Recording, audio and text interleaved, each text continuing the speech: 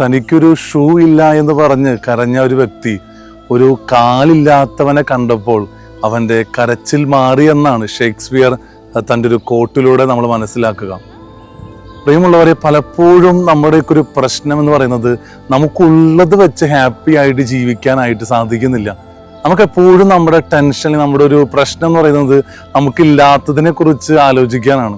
എനിക്ക് എന്ത് ഉണ്ട് എന്ന് ചിന്തിക്കുന്നതിനേക്കാൾ നമ്മൾ ഏറ്റവും കൂടുതൽ ശ്രദ്ധിക്കുന്നത് എനിക്ക് എന്ത് ഇല്ല എന്നതാണ്. പ്രിയമുള്ളവരെ, നമ്മൾ അനുഭവിക്കുന്ന പല സന്തോഷങ്ങളും ഇന്നും പലരുടെയും സ്വപ്നമാണെന്ന് നമ്മൾ തിരിച്ചറിയണം. ഇന്ന് നമ്മൾ അനുഭവിക്കുന്ന പല സുഖ സൗകര്യങ്ങളും ഇന്നും പലരും സ്വപ്നം കണ്ട് തുടങ്ങിയിട്ടുള്ളൂ എന്ന് തിരിച്ചറിയുമ്പോൾ നമുക്ക് നമ്മുടെ ജീവിതത്തിൽ ഉള്ളതുകൊണ്ട് ഹാപ്പി ആയിട്ട് ജീവിക്കാനായിട്ട് സാധിക്കും. അതിന് നിങ്ങൾക്ക് സാധിക്കുന്നുണ്ടോ എന്ന് നമുക്ക് ചിന്തിക്കാം. വിശേഷം എന്ന് പറയുന്ന സിനിമയിലെ നടൻ ഒരു ഡയലോഗ് പറയുന്നുണ്ട്. അതായത്, എന്നും രാവിലെ എഴുന്നേൽക്കുമ്പോൾ നമുക്ക് ജീവനുള്ളത് തന്നെ ഒരു അനുഗ്രഹമാണ്.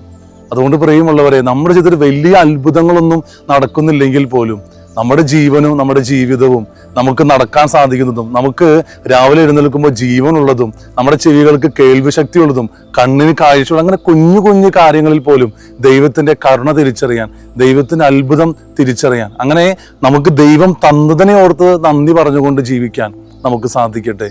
അതിനായിട്ട് നമുക്ക് പ്രാർത്ഥിക്കാം.